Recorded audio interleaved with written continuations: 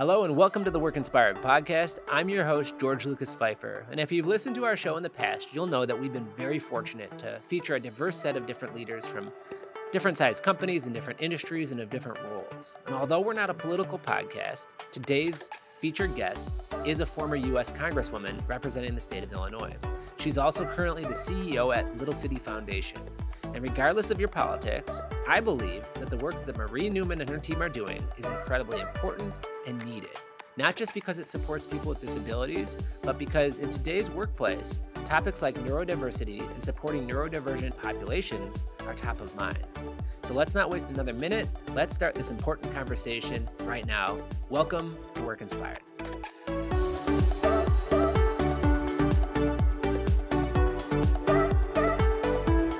Thank you so much for being here. Really excited to have this conversation, to learn more about what you're doing with Little City and to talk a little bit about your professional journey, which is unique. You know, we've had a lot of guests on the show, but we have not had a former Congresswoman on yet. So excited to hear that experience and maybe learn how it relates to what you're currently doing now in the business world. It does. Yeah. You'll find out. It was a little circuitous, but it all comes to fruition in one place, and the convergence is sort of spectacular. Wonderful. So, well, let's start at the beginning. Tell me your professional story. We don't have to go back as far as your birth story, but as it relates to your career, how did it come together? Well, interestingly, what I would say is my early years did ultimately relate to my career, because when I was in grammar school, junior high, and high school, we volunteered as a family a lot. And funny thing, so I'm currently the CEO of Little City. We volunteered for Little City. Did you really? Yeah. So I had two cousins that were developmentally disabled, right? And they received services from Little City. And so in the Wayback Machine, I was working in church basements, doing some volunteer work, stuffing boxes and things like that for Little City. Fast forward into my 30s, I did a project with them. I was with a group of friends that were all state friends, and we went over and did a project at the campus. And then another 2 decades went by, and here I am working for them. So, you know, it's a funny story, but service has always kind of been a thing in my family and for me, and very important, that we're not here on this earth alone. We're here to serve and support each other, right? College, it became clear I was absolutely fascinated with what motivates people to do things, right? I took, when was it? It was a business class. I started out as a business major, and I took the art of persuasion because I heard it was easy. Someone persuaded cool. you? Yeah. Cool, that sounds like, and then lo and behold, I was just fascinated by it. It was an amazing thing. So I had to do with communication. It was a lot of neurological work. So the science part I didn't count on, but I loved it. And by the end of college, it was clear that, you know, my degree was right, that it was journalism and marketing and communications, and went right into the ad agency business. And what was great about that, and I felt so at home, was not only did people have an amazing work ethic and work really hard, but they really thought about things in a very dimensionalized way, that people weren't just talking heads, right? And that was the first time I relayed that kind of powerful way of thinking to my service life, to my volunteerism, because a lot of times I did some adult literacy volunteering. I have worked in women's rights space and homeless spaces. And it wasn't just, they weren't just challenged. Their challenge was not them, right? That they were whole formed people, right? And that each person was different. Something we say in my space right now, particularly in the autism space, is when you've met one person with autism, you've met one person with autism, right? Because everybody is so very different, because your challenge is not you. And it applies to anything, whether it is a diagnosis or it is a condition, it is your job or whatever it is. So moving forward, what it became clear is that I was doing so much volunteering that by the end of my 20s, or middle 20s, I wanted to work for United Way. I went there for a few years.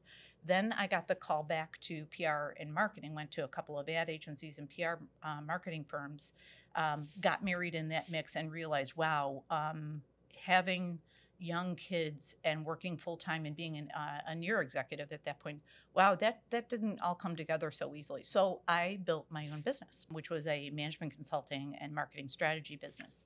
So I worked with ad agencies and management consulting firms and directly with large Fortune 500 firms to help them solve really thorny process and communications problems. And I put my brain absolutely on fire in the most positive of ways, right? So, but during that time, I still got kind of yanked away and kept going back to my service side of things.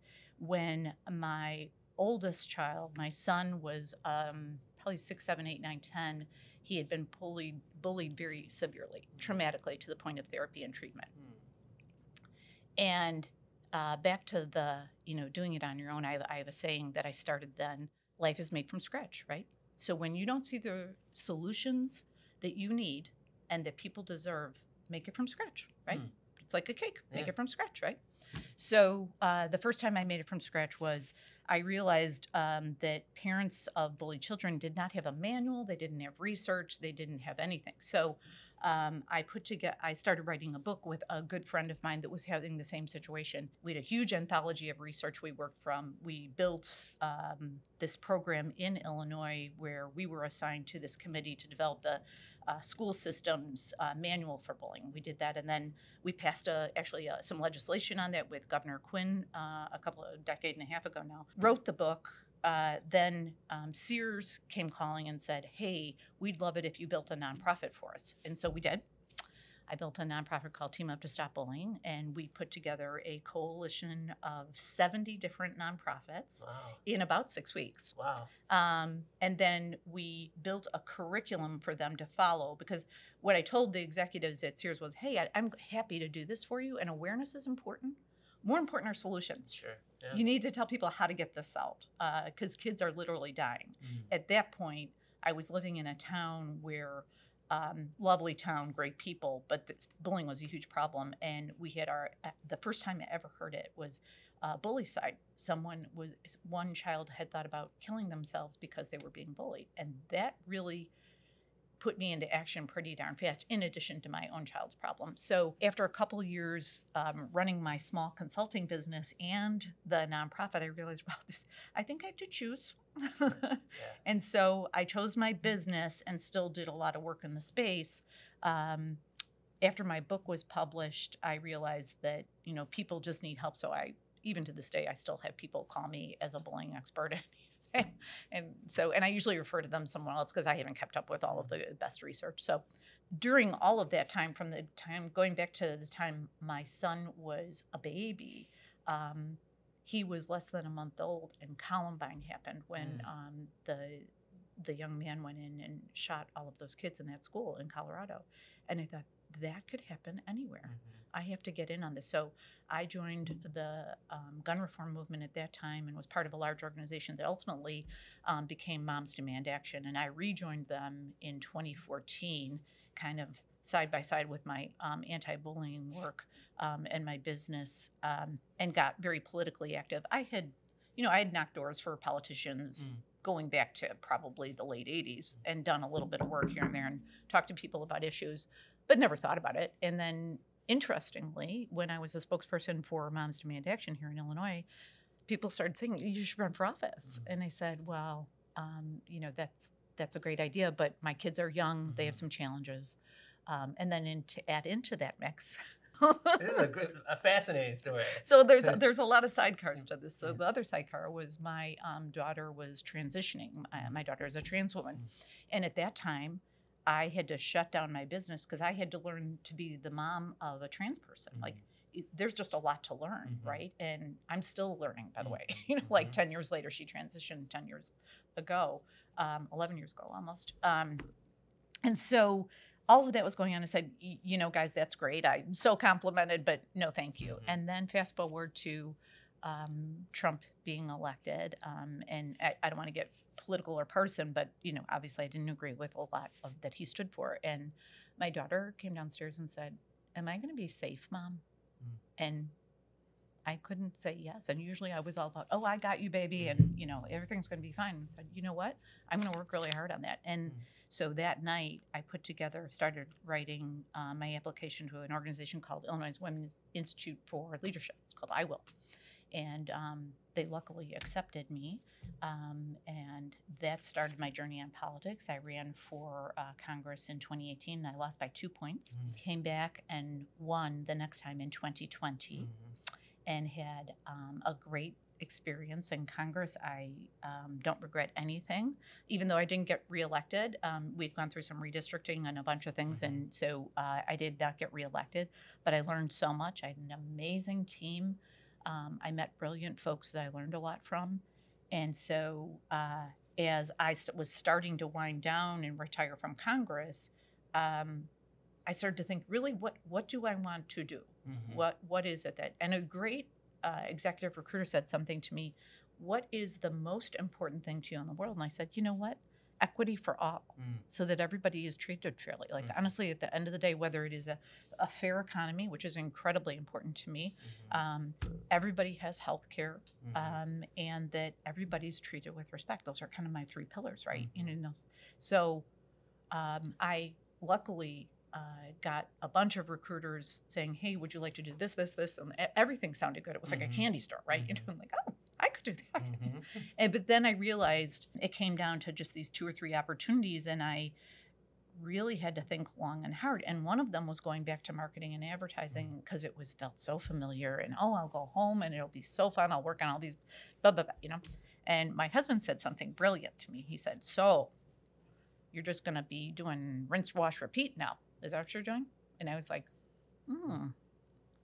So the other opportunity was Little City. And I said, I don't feel like I know enough about this vulnerable population to be their leader. It's, Little City is one of the very, very top largest nonprofits that serves the intellectually and developmentally disabled community. And what I realized in talking to the board and all of these various things is that what they really needed was someone that cared, first and foremost, and was passionate about it. And I really wanted to make sure that was the case. I mean, I've always been kind of partial and supportive of the disabled community overall, but that particular population is really, really vulnerable. And I'll tell you, the sad part, and in doing the research, is I kept seeing that they got deprioritized every time. Every government budget, every fundraising effort, like they continually get deprioritized and put in the back of the line. And one of the things I said to that executive recruiter that day when I said, what do you want to do? Is I said, I want to take all of the people in the back of the line and put them in the front of the line. And that's how I created objectives in Congress too, is that whether it was, making it more fair for small businesses and reducing their taxes, that was creating equity, right? And putting them in the front of the line instead of the back of the line. Whether it was creating access to health care to make it fairer for people that don't have it, helping immigrants assimilate and living up to our values as a country, that we are a welcoming country, and then stopping racism in this country and bigotry, whether it is the LGBTQ community, the Black community, the brown community, or whatever, the disabled community, is creating equity for all. So that is the long, circuitous route to where I'm at today. Well, it's a wonderful, there's so many different chapters, and what's clear is that you take action, whether it was writing a book or the political career or starting your own company. There's so many, in that story, there's so many examples of times where you said, I'm going to make a difference. I'm going to make change. And so I think that one of the lessons for me in that is that regardless of what industry you're in or what kind of organizational structure you have, or even maybe what your political beliefs are, if you believe in something and you've got strong guiding principles and you're willing to do something about it, you can have a storied career like you have, and this exciting new chapter with Little City, I think, is just the next chapter in a long book, right? So I want to talk a little bit about, I want to talk a lot about Little City, but I'm interested, as a father of 3, my kids are 9, 6, now 10. She just turned 10 on Friday. 10, 6, and 2. What with the work you've done on bullying, and the attention that it has got. What are your thoughts on the current state? Because it has been given a lot of attention, but it's clearly still a problem, especially in the digital space. Yeah. So what is your perspective given your background on that? My perspective is that when we don't look each other as humans, and I even said this to colleagues in Congress, like to people across the aisle, to my own party, I would say, you're not looking at them as they're human. And as much as I vehemently disagree with some of their values and their ideas, being disrespectful is not helpful to anyone at any time. It just isn't. To that end, I think that what parents can do best right now is help everybody understand that a human being is a dimensionalized, complex, real live person, and they're not just an image on a screen. So, and you shouldn't have a relationship with the image on the screen. You should have an in-person relationship. And one of the things I tried to do with my kids, and I will say not so successfully, is, screens are important and games are important, and all. Like I am a fan of video games. It taught my kids how to concentrate. I'll just be honest about that, But having relationships is everything. And if you don't teach your kids how to have a relationship, it starts with you and your spouse, but you and your other siblings, neighbors, family, and friends. And that we are here to serve each other. We are not here to be mean to each other, for sure. So it's kind of as simple as that. That said, is that, all the tactical things you do in your own home, but if you can let your kids know and the people around you that the relationships are the most important thing in your life, then kind of everything else falls into place. And that's a good segue into the idea of little city and a community and people around you. We talk about culture, we talk about relationships and the importance of space and helping people form, strong, loyal, trusting relationships where you can develop and grow. And in our business, it's within a workplace often. But talk a little bit about the idea of little city. I know it's not a new. I was talking to Ann beforehand. I know it's not a new.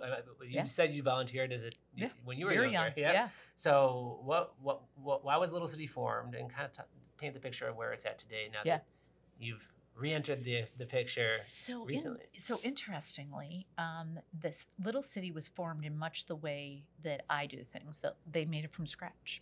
So there was a group of 7 families that had children with developmental disabilities, and there were no services. There just weren't. There was nowhere to go. And if they did, there's an old saying that was true in the 30s, 40s, and 50s, the 1930s, 40s, and 50s, is that they would say those are the ones they sent away. And what that was code for was people that had developmental disabilities. They sent immediately to an institution, immediately. And so that generation, and this was 1959 when they started Little City, really understood that, like, that's wrong. That is just wrong on every level. So they pooled their money and bought 56 acres in Palatine, Illinois, at the corner of Roselle and Algonquin, and decided to build a little city, right, of places to live and then programs for those kids to participate in. And sure enough, they did. So they had healthcare, they had playgrounds, they had a school. They built all of that by fundraising. Little City grew into what it is today, which is now we have 1,000 people in our care. We have right around 50 locations. We have 500 employees, of which I have the great honor of leading. And it's an institution that adapts with every decade and the knowledge. So right now, what we're trying to look at is how can I serve more people and families with higher quality services, right? And those are my 2 North Stars. So with that, it was really another story of life made from scratch, really.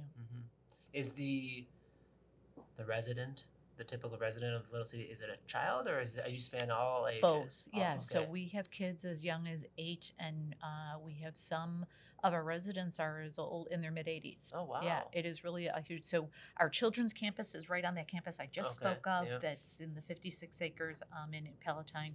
Our older residents, adult residents, are in homes called Sillas, which is our homes in the community. They're integrated into the community where they have roommates that also have intellectual and developmental disabilities, but they have care providers in each of those homes that watch them 24/7, help them, support them.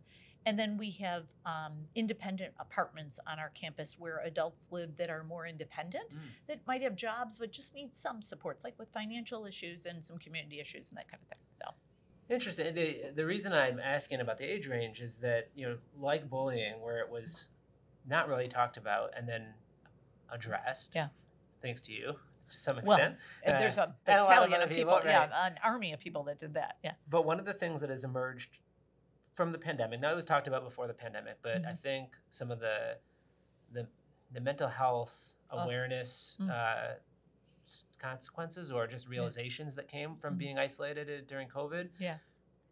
In the workplace now, neurodiversity is a top topic. Huge. When we talk to architects and designers thinking about creating space, they're thinking about neurodiverse populations and how do they create working environments that are supportive of those types of people. Yeah. Are you seeing that to be? Are you helping like when you're helping? I don't know if that's something you do where you help. It is your about residents about 80% of our residents and participants are autistic. They're on the spectrum. Okay. And interestingly, I just was in a preparatory meeting yesterday for a panel I'm sitting on neurodiversity. Really? Right? And it was fascinating because I'm going to be seated next to a woman who is on the spectrum, and she said it so beautifully and eloquently. I won't do as near a good a job as she did, but she was talking about, hey guys, can I talk about, how challenging just in general life is for me, but in a office setting, there are just things that are not naturally understood for me.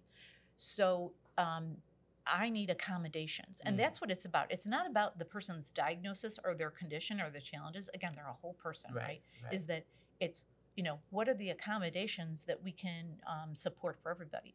Now, the funny thing is, and this was a great insight and nugget that came out of that chat, is that she said, it's so good that you sent me the questions beforehand so I could read them, because otherwise there is no way I would be comfortable processing them properly, because one of her attributes is that she likes everything to be perfect when she's, working on something. And I said, well, gosh, I have to tell you, I so appreciated them coming before. I said, so I guess accommodations help everybody. Right. Oh my gosh, equity for all, right? Isn't that a great thing? Right. So that was a great insight, right? That is. And so furniture is important, and office conditions are incredibly important to help everyone feel better. It's nice to hear someone representing that population from the not-for-profit side is getting involved in the conversation, because I think there's interest in it. There's, companies are eager to create spaces that are more supportive of their, the entire person and their entire team.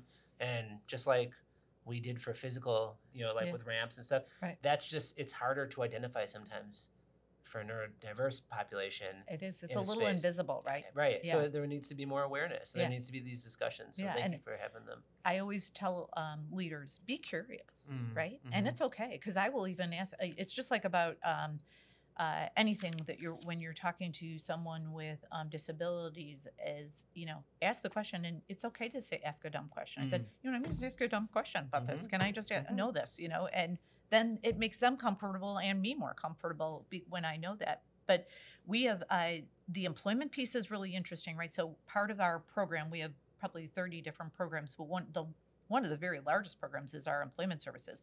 So we train people with intellectual and developmental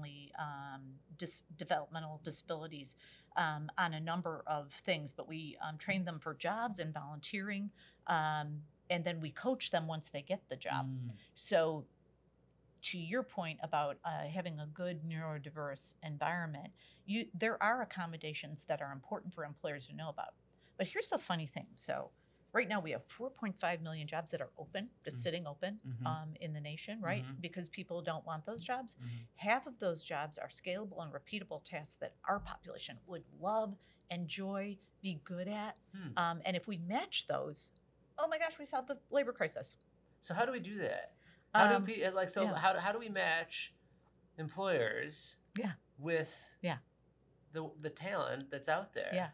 My team is doing that right now. We are in the northwestern suburbs. We're reaching out to all size employers to say, look, we've got all of these incredibly talented people that, oh, by the way, I'll just share one note. A friend of mine that just took on some of our autistic friends and neighbors in our community as employees said, not only you were right, Marie. They were trained so well, and they do such a great job. What I didn't expect was the joy that they would bring to everybody in the place, because they're very joyful, and so love having the job, and they have purpose, and it's great for everybody. So again, it lifts up all boats, right? So employment services in matching these communities with the actual employers is really important. We can attack it everywhere, right? So we can do the outreach from service providers like myself. We can talk about it in everyday conversation. So you can call and tell your wife tonight, and she can tell her employer, and can keep the dialogue going. I'm working with 2 members of Congress to pass legislation within the federal budget to add more employment services to the IDD workforce, the intellectually developmentally disabled. So because when we train them, everybody wins. Their quality of life goes up. More jobs are filled, solve the labor crisis. It's a win-win across the board. So we can pass legislation to support more of these employment programs. It's about 500 of them. Mine's not the only one at Little City. And really support that mechanism, because it is the secret in the employment world is that, wow, they're really good at that. So if a business leader is listening and wants to learn more, they can reach out to Little City. Absolutely. It's on our website, but they can call me directly. Okay. Yeah. Wonderful. And if there's an architect or a designer that's interested in learning more about creating spaces that better support a neurodiverse workforce, that's also resources or information that they can get from your team. And I can share with them other folks that would be good at that too, because it's a big spectrum, right? Yep. So our folks tend to be a little lower functioning, and some of them have intensity behaviors, which is actually relevant to their surroundings, so we can share that. And then there are folks that are higher functioning that others might be better suited for. So I'm glad to be the facilitator. Wonderful. Let's talk about teams. You know, I think you've got a unique perspective given your experience in Congress, but also as an entrepreneur, and also in an ad agency world. You know, like, how do you identify as a leader the right people to put on your team to maximize achieving your goal? Yeah, I don't think there's any one way to do it, but I'll tell you, I always hire attitude first, because the people that have good attitudes are always the most successful. It doesn't matter what you do or what your technical skills are. But if you are enthusiastic, positive, measured, thoughtful, insightful, have a great deal of acuity for your surroundings, you automatically are going to learn something. Now, you do have to have the technical skills for sure, but usually you get a bunch of resumes and half of them are, they're qualified on paper to do this. But until you meet that person, again, they're the whole person, right? Is that I really lead with attitude. So if there are 2 people that are even in the kind of the same realm of possibility, but one has a significantly better attitude, I will likely hire that person. Sure. And how about partners? How do you pick partners that are going to align with your goals? Kind of the same thing. Is like, are we both? One of the things that I've done whenever I've been an executive or a leader is getting everybody pointed in the same direction. Okay. Building your coalition inside your organization, outside your organization is really the only thing you're doing is you're getting everybody pointed in the right direction. So it's a little bit like when your kids are little and you're getting all the cats in one space and getting them in the car. And we're all on the bus now and we're going to this place, right? So that is the biggest challenge I think that every leader has, is that getting everybody pointed in one direction on the bus, singing the song on the bus, getting off the bus and getting it done. So for me, the partners have to do the same thing. It's like, are we on the same bus? And if you're not, let's get on the same bus. Yeah, it's interesting because I completely agree. Get people on the in the right seats on the bus. We're all rowing in the right row bus. But those analogies make a lot of sense. And then you think to politics, and I think one of the challenges, but one of the beautiful things about a country like ours, is there is difference of opinion. Yeah, right. The mosaic is important. So how do you ever consider? I mean, like, because trying to achieve the same goal is, I think, very helpful to any successful mission. Yeah. But then you also layer in, like, one of the benefits of a neurodiverse workforce is different opinions, different ways of thinking, different 100%. Perspectives, right? Yeah. So do you consider some of those benefits, I think, when you're putting, I think you had said a strategic coalition. Yeah. When you put your coalition together, how important is difference of opinion on really important because I know very little in the world. I mean, come to find out. And so the more, right now on my team, on my executive team, I have this really amazing puzzle pieces that serve different purposes, but also are very whole and fully formed people too. So one has great clinical and behavioral background that I'm learning from every day, and I'm thrilled to learn that. Another really has great organizational experience and really is a great reminder of, I know you like that person, Marie, but guess what they did? And another is an amazing communicator and really understands the kind of the science of communication. And then another really understands and cares and is so passionate about raising money for us. And then there's another gentleman that is just really passionate about operations and facilities, and he makes life so easy because he makes all of our surroundings perfect every day. Like, and you can't take that for granted. So that blend, and I had to do some reorganization of the deck chairs, shall we say, when I got in. Every leader did. And at first that was a little bit jarring for people, right? And now everybody's on the bus, right? And we're going to town. So yeah, the mosaic is important. Cool. Talk about leadership a little bit. What's your, if you had to define your leadership style, how would you describe it? I guess I can only speak to my pillars, and then I would defer you to all of my colleagues to say what my style is, because it's probably different on any given day, but my pillars are communication, collaboration, and accountability. And if you don't have all three of them kind of operating every day, now you're going to pull the levers a little bit different at all times, but if you don't have all three of them kind of moving at the same time, you're probably going to be in trouble as a leader. And so I really stick with that. What happened in the pandemic, and it happened in Congress, it happened at Little City, it happened everywhere, is the pandemic, we all went to our corners and like very siloed, and I'm not going to talk. And then I heard a lot of people in every business saying, well, I don't want to get out of my lane. I'm like, get out of your damn lane. Get out of your lane, go have some fun in the other lane, come back. Like, it's okay, So important to work together. Okay. The accountability piece, I think often that's a challenging one too.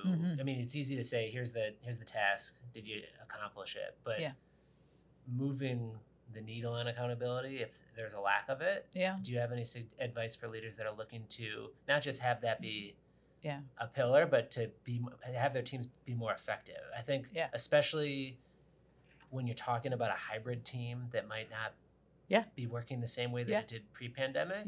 Sometimes it is hard to measure accountability. I think, honestly, I mean, there's a lot of good reasons to be together in person. Like we were talking about some of them before you arrived. And we talk about them all the time. But one of the challenges, I think, with a remote workforce is sometimes how do you measure accountability, but also how do you enforce this? Maybe it's too strong a word. How do you try to ensure that it happens?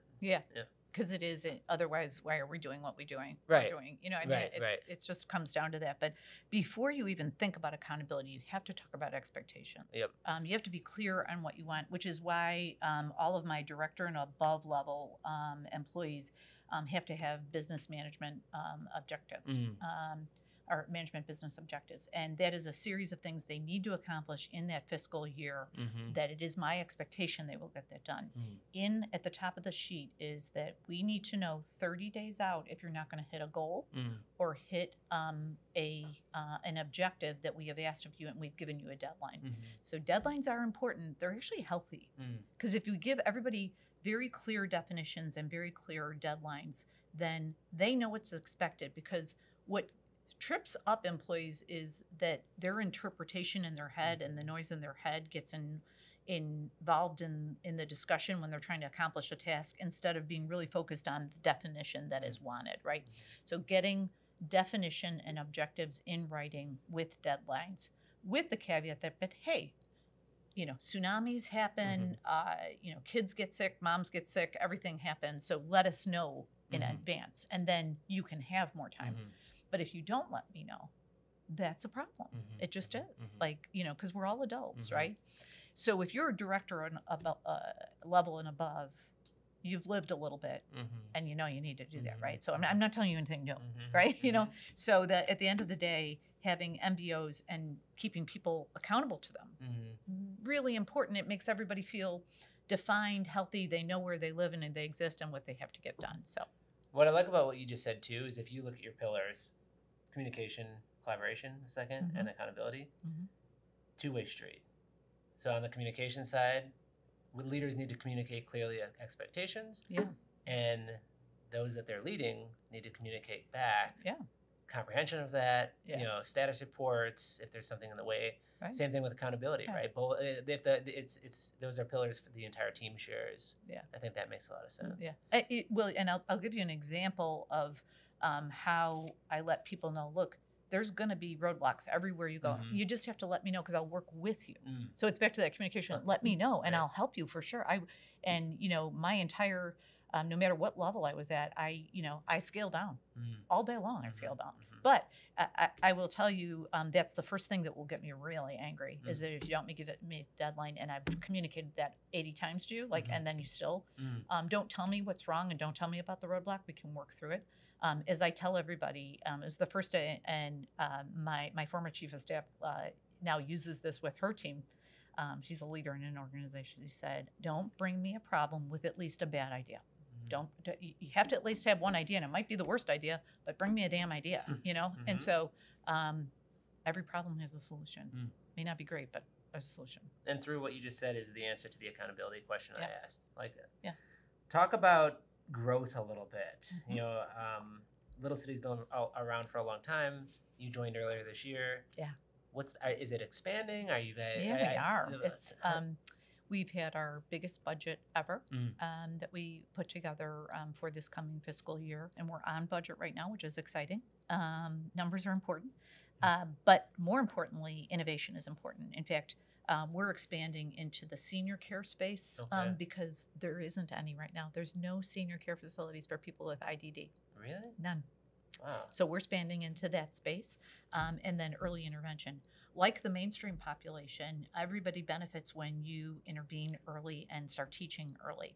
So when we're looking at getting into those kind of, I call it the barbells, in the senior space and the early intervention space, to expand our offering to address a need, because there's big gaps there. It's just like in the for-profit space. You look where the gaps are, and those are my gaps right now. So we're going to fill them.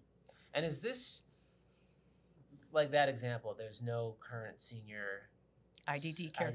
care. Is that a state problem? Is it a national problem? It's actually national. It's a national problem because it's not like that population is just in Illinois. So I'm working. There's 8 million people with IDD in the nation right now, and about 1/3 of them are above 53 right now. So that's a problem. It's a big problem, and no one is caring for them. And because you have to care for folks with IDD differently in their senior years. They're also much more prone to dementia and Alzheimer's, and in the IDD population, frequently they have an additional diagnosis. They have their IDD diagnosis, and then about 60% of them, by the time they're 18 to 20, have mental health issues. So with all that mixed in a pot, by the time they get to be a senior, they have some very specific needs, right? And so nationally, this is why we're addressing this. We're actually going to build a facility on our campus that is a senior IDD care facility, because nobody's looking at it from a mental health, behavioral health, general health care, living requirements, and accommodations, physical accommodations. No one's looking at it that way. There are, I think, 1 or 2 other organizations looking at it right now. So we are doing, I'm working actually with the Illinois Housing Development Authority to see if we can make this dream happen. And I think we can. It looks like we're going to be able to. It's going to take a few years, but we're going to be able to. Do you feel like this will be something that will be solved at the state level? Oh, is that where you're focusing? I mean, of course, I'm going back to my friends in Congress and saying, look, we got to address this next. I've got this one, employment first, and then we're doing seniors, and then mental health care. So there's a long list of things we need, but I think that and that's often the case, right? Is one state does something well, and then they all copy it. So we're hoping that we'll be inspirational to others too. I like that. And that was one of the questions I had is, it goes back to the growth, but do you find there's scalability in if you can solve something for a population in Illinois? Yeah. Which is obviously near and dear to your heart, and who you represented in Congress. Is it something that then can kind of catch fire and other states will start to adapt it? Because clearly, if the problem's here and it's not being addressed elsewhere, there's aging populations throughout the country, right? 100%. And just like with the go back to the bullying thing, that wasn't a single state's problem. That was nationwide, worldwide in some cases, right? But absolutely it is. I hope that it does blossom into more of a national effort. But I do think that that's how you always begin with conception. You build it from scratch, right? Yes, yeah. And then someone asks you, how did you do that, right? And I share, and then that person shares with someone else, and so all of a sudden we have a really robust solution across this nation, right? So I think it will blossom. Because clearly, if you can impact one person's life, you're doing something incredible. But then the second person and the third person, and now 1,000 people, right? And so in 10 years or so, what does Little City look like? Is Big City now? Yeah. Gosh, that would be great, wouldn't it? I do see that we're going to be in the senior IDD care space and the early intervention for autism space. Because mental health is not a silo, right? It affects everything and everybody.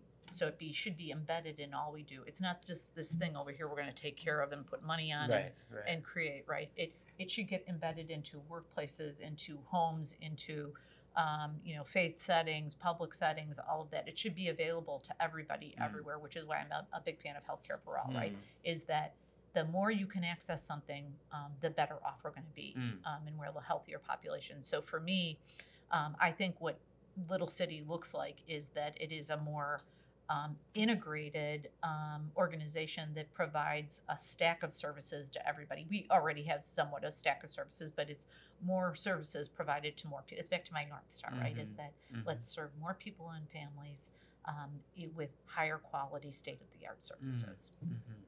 We work with a lot of businesses, so a lot of for-profit organizations.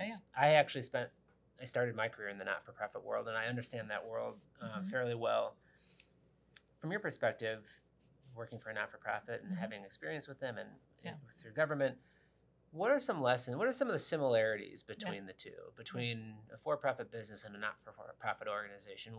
Are there similarities, or are there lessons that businesses can learn from not-for-profits, in your opinion? I think we can learn from both. Look, there are times when some of my team looks at me like I have 7 heads because I talk in business speak or government speak, and I have to pull it back, right, and realize I'm in the wrong. I have to speak in real language. And so I think we can learn from government, from business, and from nonprofits. So I am ridiculously fortunate, ridiculously lucky. I worked in all of those spheres with impact, right? And so I've learned so much from all of those spaces, right? But right now, as we look at it, we all have some similar problems, right? We all have organizational problems. We all have revenue problems. We all have management problems, facilities problems, you name it. So there's a lot of commonality. The one thing that separates, I find, for-profits and nonprofits is that you have the same level of organization, facilities, HR, comms, PR problems, all of those things, is that in the nonprofit, when hiring, you can teach people business skills. I can teach people how to project manage. I can teach them how to lead. I can teach them how to think about accounting in a way where it affects the whole organization and all of those things, right? A balance sheet, I can teach all that. What I can't teach is to teach people how to care. I can't teach them that. So when they come to me, they have to care. And they have to care about what we do for a living every day. And if they don't, it's kind of, because I can teach this other stuff all day long. In a year I can teach you. But this, I can't teach you how to care. Yeah, and you're right. I mean, the nice thing about the not-for-profit world is often the people that are working in that world, there's a motivation that is often beyond financial. I'm not saying that that's not important, but sometimes in the corporate world, that is the motivation. Right? I mean, I lose people because of financial, we can't pay them more, I lose them, and that breaks my heart. And it happened in government too, is that we lose good people because of that.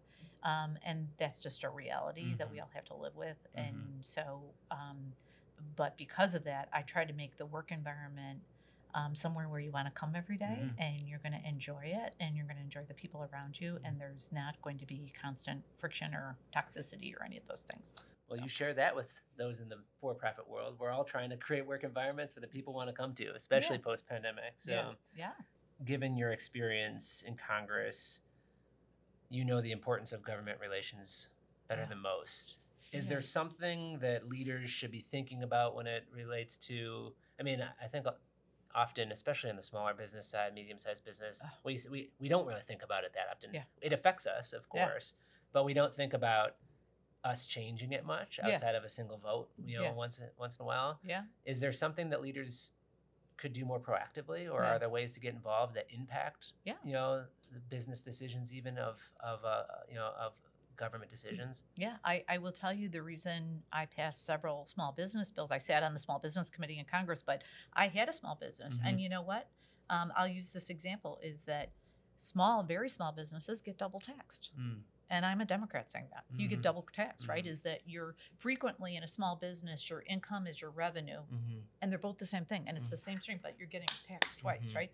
So I put together a bill based on, I had all these advocacy groups come to me, and this is how you can get involved, is that as a small business person or whatever your situation is, there's always advocacy groups that work with local government and state government, county government, and federal government to advocate for your problem. So as an example, taxes for very small businesses is a problem. And they addressed it with me, and I passed a bill to help them, right? With healthcare, we all need healthcare.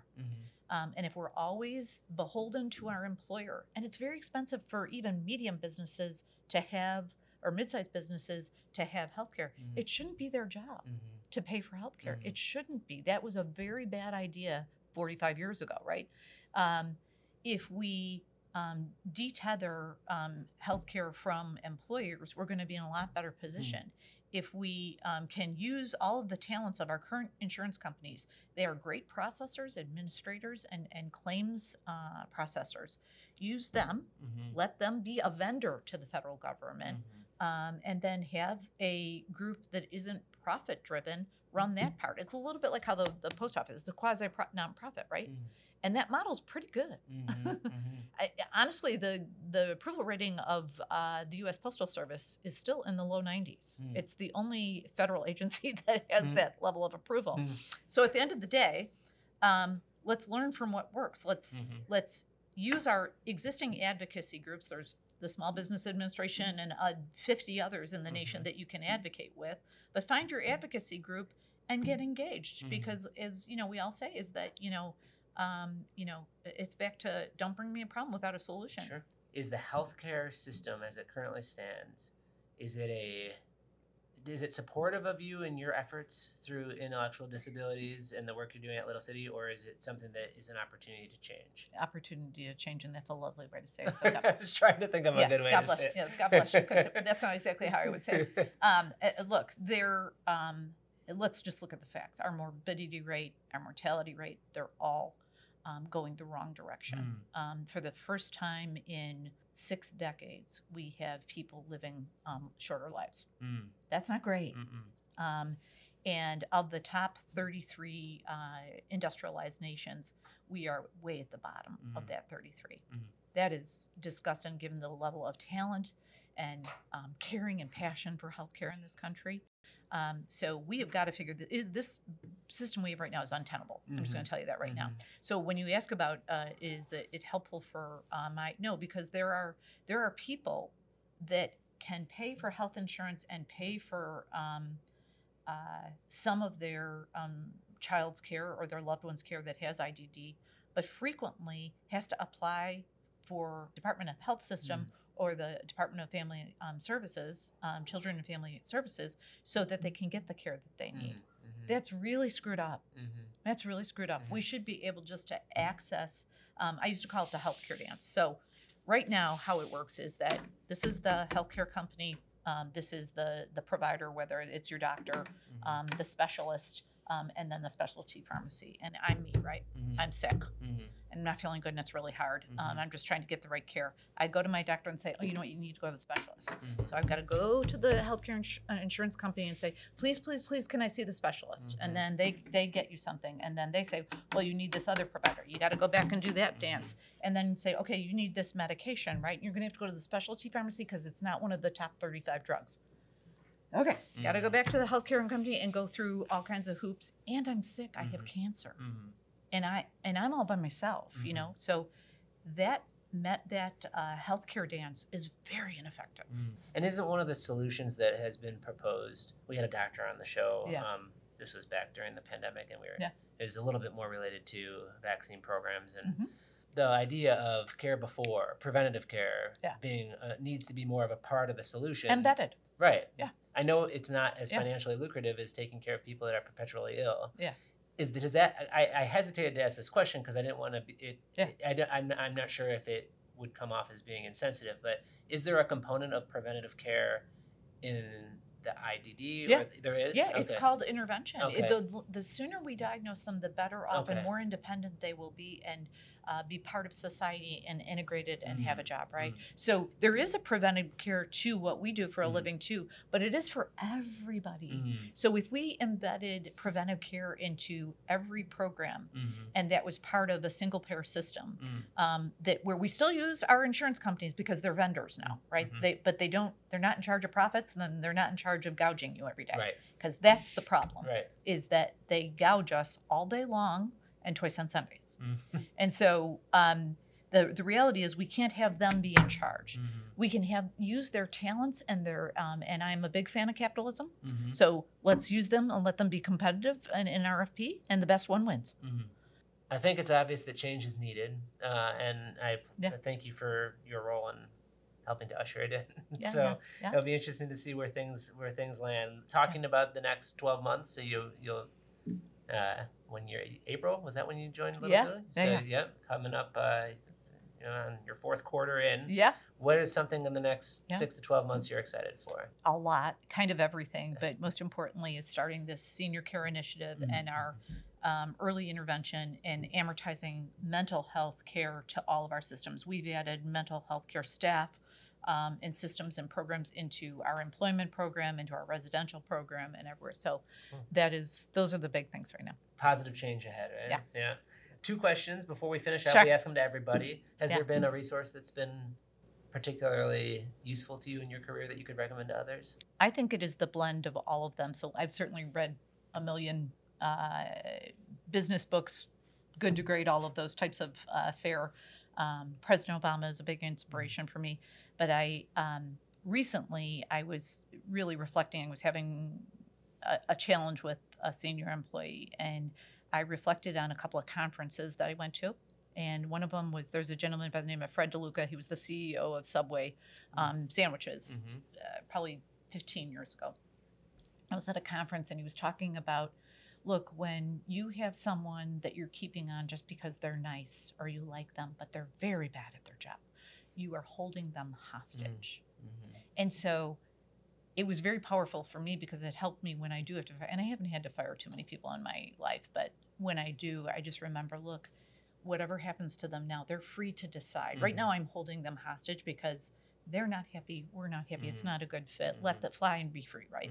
So conferences are important, books are important, listening to other leaders, and I'm a big fan of best practices. Every project starts with a best practice, so you do the research, right? Wonderful. Well, thank you for that advice. Last piece of advice, we phrase this often as if you were going to retire tomorrow with some words of wisdom you'd leave behind. I need to change that, though, because most of the people we talk to don't plan to retire tomorrow. They've got a lot left to do. Seems like you're in that boat. But for our listeners, which is not just the younger ones, it's most of our listeners are listening to this show to gain inspiration and insight from successful leaders. What is a piece of advice you'd leave for them? Don't be afraid of a spectacular failure. I will tell you that there's been a couple times when I have realized that I'm at the end of a process or a job or whatever, and I get very sad. It's like, oh gosh. but you can learn so much from that.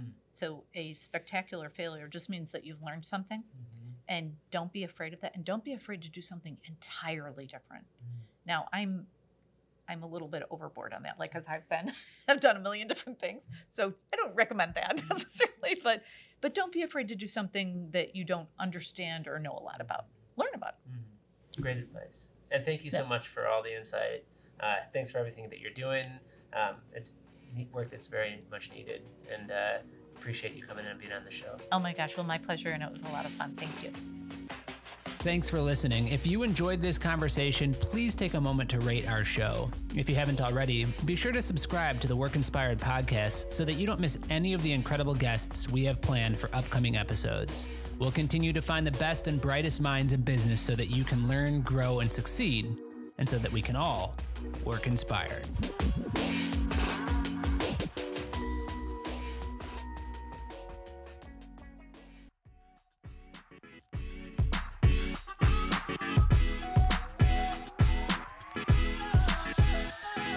Work Inspired is brought to you by BOS, a leader in commercial working environments and a Hayworth best-in-class dealership.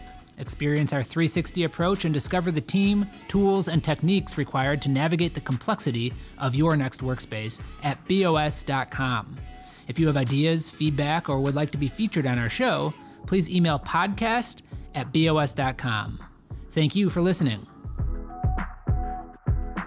This has been a Workspace digital production. If you're interested in launching a podcast at your organization, please email info@workspace.digital for a free consultation.